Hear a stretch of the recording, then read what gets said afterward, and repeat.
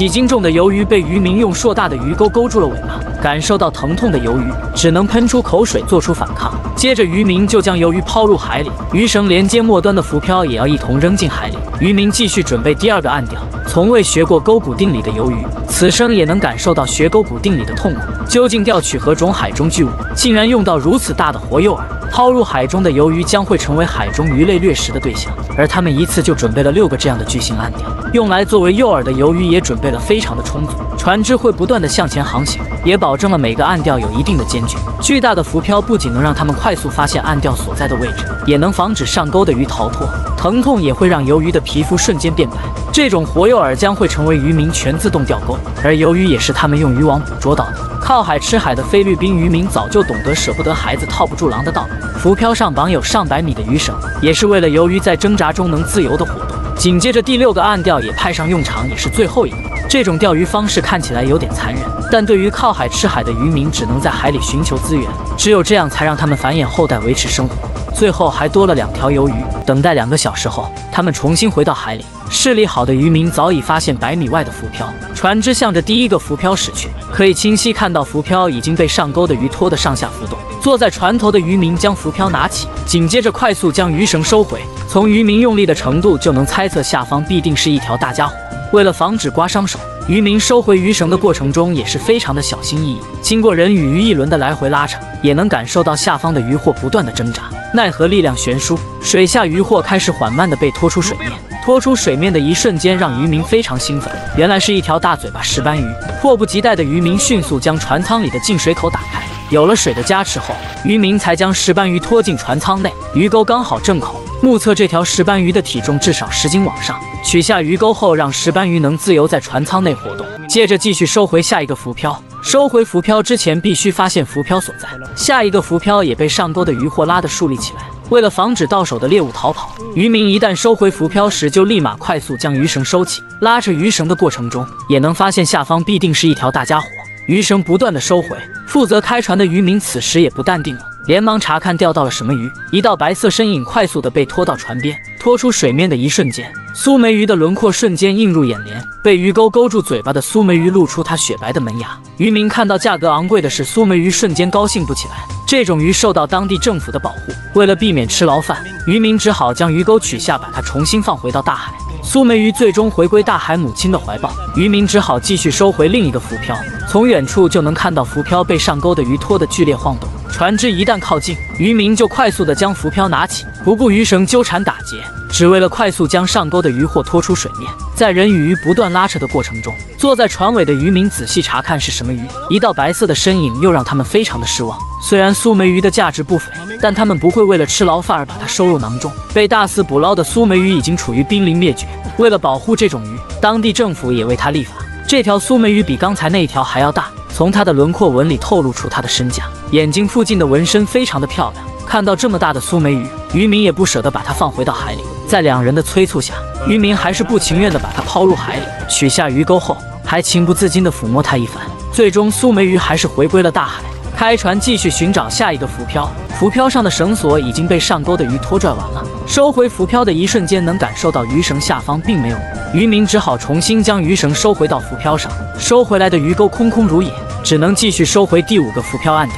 浮漂直接被鱼拉得竖起来。这可能是上钩的鱼为自己立的白色墓碑。上钩的鱼竟然和渔民的力气不相上下，渔民使出吃奶的力气才勉强将鱼货拖动。好在鱼绳比较粗大，不然很容易刮伤手。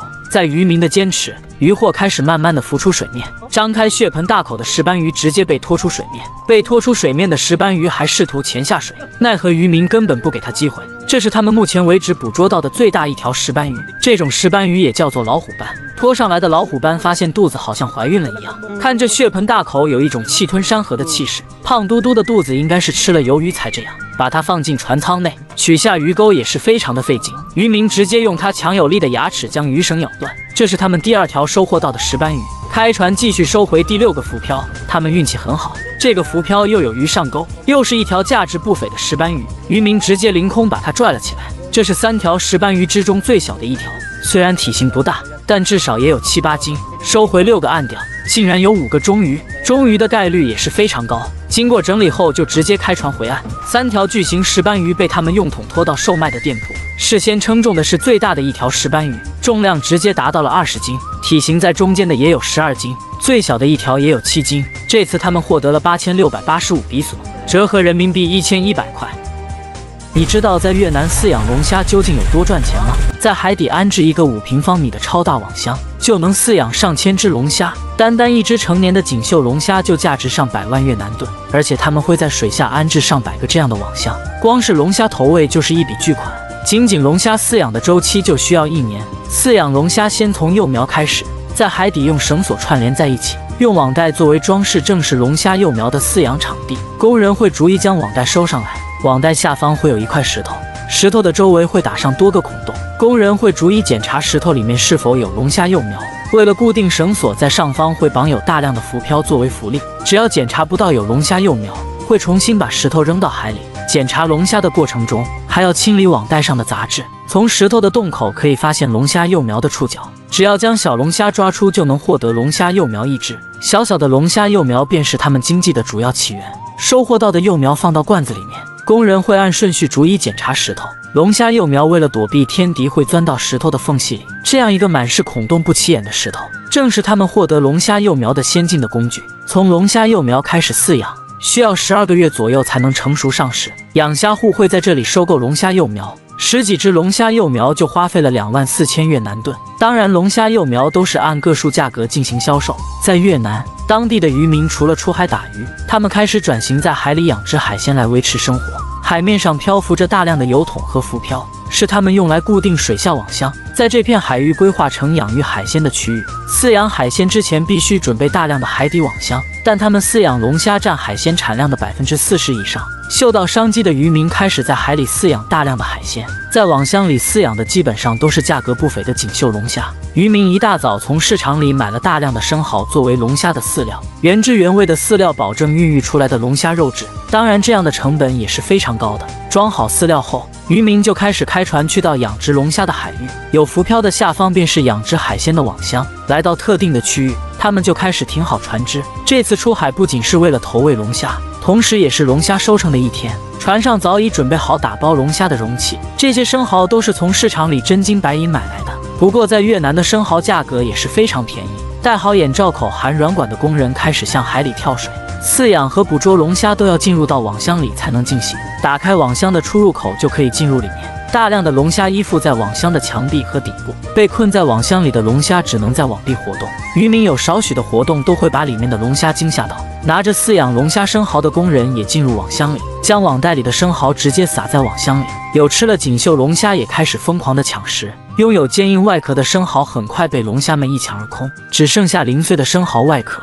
虽然没有钳子，但锦绣龙虾的掠食和攻击还是非常的强，它们还可以自由行走在网壁上。就这样，一只锦绣龙虾就能卖到100万越南盾。龙虾的触角也是非常的长，一旦龙虾触角感受到外来物质的接触，就会快速的做出逃跑的反应。养殖龙虾让他们看到了希望。饲养出来的龙虾不仅在越南国内进行销售，还能卖到东南亚的一些国家。在水的加持下，龙虾在网箱的行走能力如同蜘蛛，整个网箱的网壁上爬满了密密麻麻的锦绣龙虾。统一饲养出来的龙虾体型基本上相差无几，重量基本上在半斤左右。吃剩下的生蚝外壳，工人还会进行清理。工人开始拿着网袋收集网箱内的龙虾。龙虾的逃跑能力也是非常强，想要把它抓住也是非常的吃力。爬行在网壁上的龙虾就相对容易捕捉。在2人的合力下，将抓到的锦绣龙虾放到网袋里，将打包好的龙虾拿到箱子外面，也要进行分工合作。被网袋困住的龙虾想逃跑已经有心无力了，通过绳索将打包好的龙虾拉到船边，将收集回来的龙虾全部集中在船边养着。每一筐的龙虾都有几十斤重。收集到足够多的龙虾后，船上的人员开始将龙虾拖到船上。为了能让收获到的龙虾保持活力，他们必须快速地将所有的龙虾拉到船上。所有人开始忙碌着将船边的龙虾抬上来。从水下能看见他们收回筐子的全过程。这次他们收集的龙虾非常多，将所有的龙虾收集上来后，他们就快速地开船回岸。有了收获后，最开心的莫过于老板娘。可以看到老板娘已经笑得合不拢嘴。回到岸后，会有大量的工人进行挑选分装，按照龙虾的体型进行分装，将筐子里面的龙虾倒出来，让工人进行分拣。每一筐里面基本上有7、80只，较小的龙虾只能回流到网箱里继续饲养。每一筐倒出来的龙虾，他们都会快速的进行挑选，老板娘也会在一旁观看和协助。挑选出来的每一筐龙虾都要进行称重，不过龙虾的体重基本都有半斤以上。经过称重后，工人会用绳索进行绑扎，绑扎好的会放进水箱养着。水箱里面会有源源不断的氧气供应，几十个水箱里都装得满满当当。龙虾为老板娘带来源源不断的财富。好了，视频就到这里了。世界因为有你才会变得更精彩。